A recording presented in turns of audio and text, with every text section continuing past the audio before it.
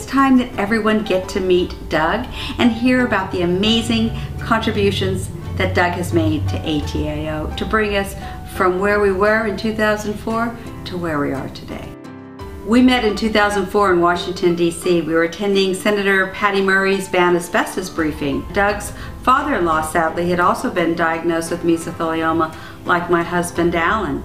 Doug agreed that something had to be done, and I said, consider it a mutual start. Let's co-found ADAO together. You know, Linda and I didn't know each other when we did this.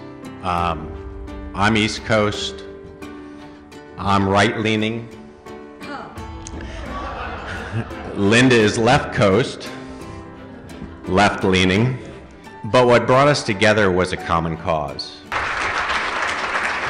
So Doug had an extensive PR background and also very strong in general communications. So Doug was able to craft the press releases, look at meeting requests to really get in front of the senators and congressmen's eyes.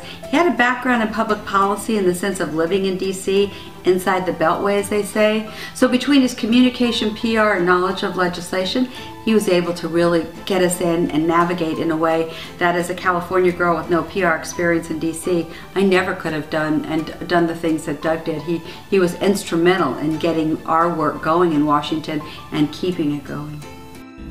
I'd also like to thank co-founder Doug Larkin for his hard work. We can build upon their noble sacrifices by raising awareness in the hopes that no one else must die from this silent killer. And the mission that we started with holds true today. And I must recognize Linda and Doug for your work in this arena. Your efforts and dedication have been unmatched. When I think about Doug Larkin and what he's meant to ADAO and to me, just seems to be this endless supply of drive and this genuine quality that he has, that you know that what he's doing, all of his heart is into it. There's a great example of Doug's contribution to ADAO. We hired 3 laboratories to test consumer products and kids' toys to see if there was actually asbestos in any of them. Well, 5 products were confirmed to yes, indeed, contain asbestos. Doug was able to take these findings and build out a stronger message about how asbestos is legal and lethal and could be anywhere. We had a press conference and the room was filled with the media, and Doug was able to manage the media. After that press conference, the phone was ringing and buzzing, and Doug was able to secure some amazing interviews for ADAO. The increased number of claims, the exposure of companies is the force that we need. That really is what's behind our system.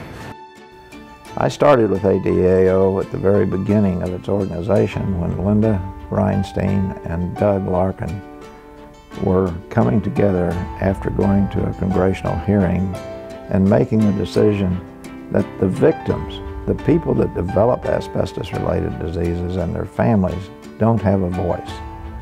And it was their work to put together an organization that would speak for those that were affected by asbestos-related diseases.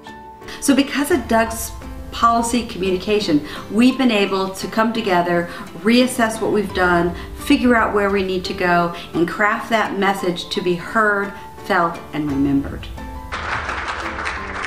To my fearless co-partner in crime, congratulations.